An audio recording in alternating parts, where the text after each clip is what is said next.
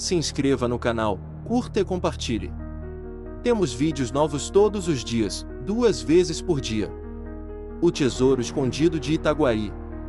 As águas que cercam Itaguaí sempre foram palco de lendas e histórias sussurradas em tavernas e fogueiras.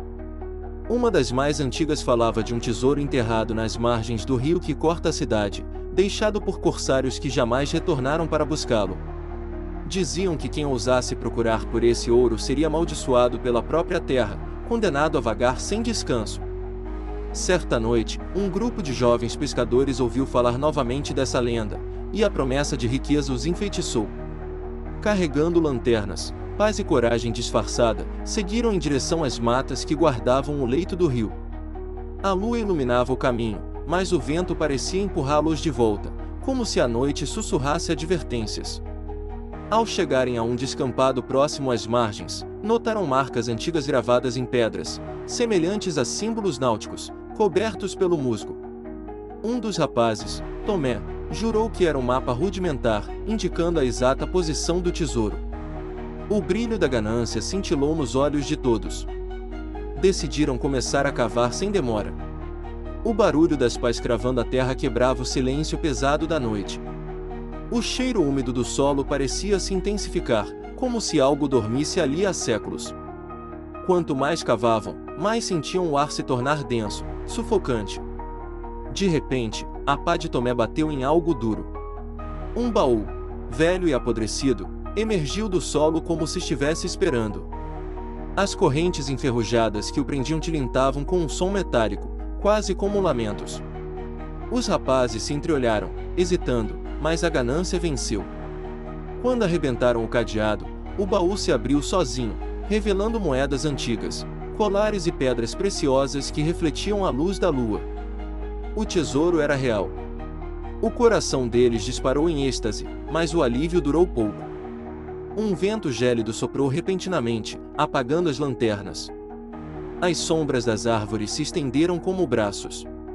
O rio, antes calmo, começou a borbulhar, como se algo emergisse de suas profundezas. E do fundo da mata ecoou um som cavernoso, como correntes arrastando-se pelo chão. O verdadeiro guardião do tesouro havia despertado. As correntes ressoavam cada vez mais alto, como se aproximassem com passos invisíveis. Os rapazes se agruparam ao redor do baú, sem saber se deviam fugir ou proteger sua conquista. Um vulto começou a se formar diante deles. Alto, disforme, com o corpo coberto de correntes enferrujadas e olhos que brilhavam em vermelho, como brasas. Era um espectro de pirata, condenado a vigiar para sempre aquilo que um dia foi saqueado com sangue e traição. A entidade não falava, apenas soltava um grunhido grave que fazia o chão vibrar. Cada corrente que se movia arranhava o ar, deixando um eco metálico que parecia cortar a carne. Os rapazes sentiram os ossos tremerem. Um deles, em desespero, tentou carregar o baú para longe.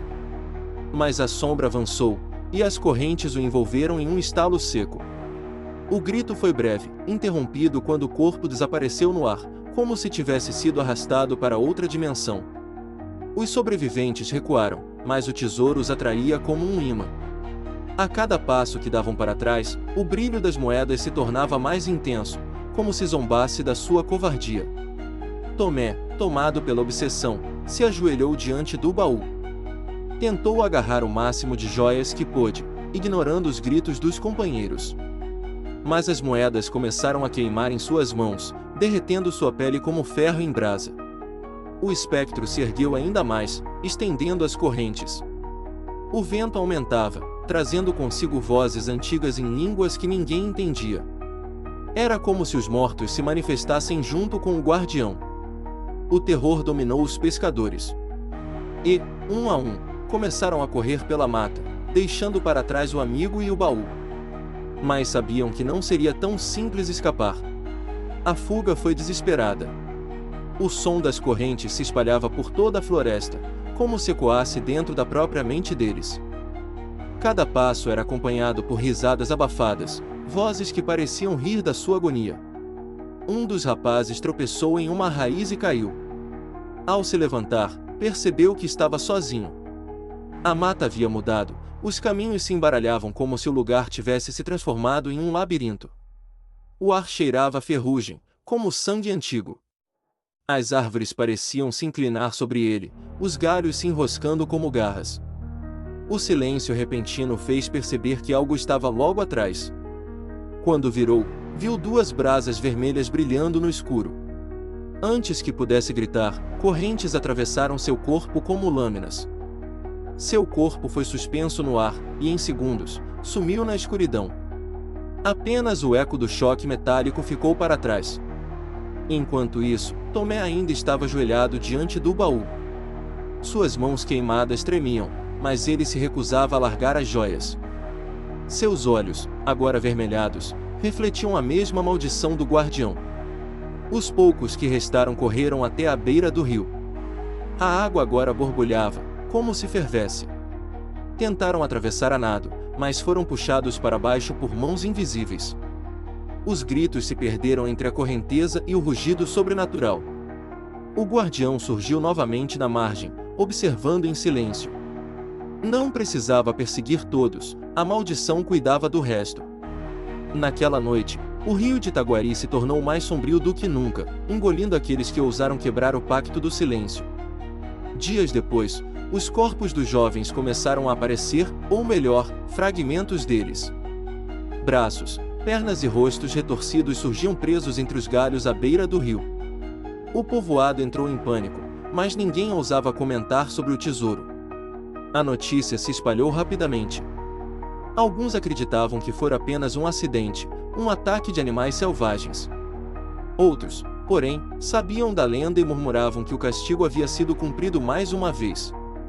Tomé, entretanto, nunca mais foi visto como humano.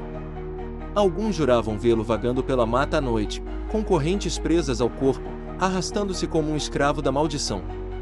Sua risada ecoava pelos caminhos desertos, confundindo viajantes. Com o passar dos anos, aventureiros de fora começaram a chegar em Itaguaí. Homens ambiciosos, fascinados pelas histórias de ouro escondido.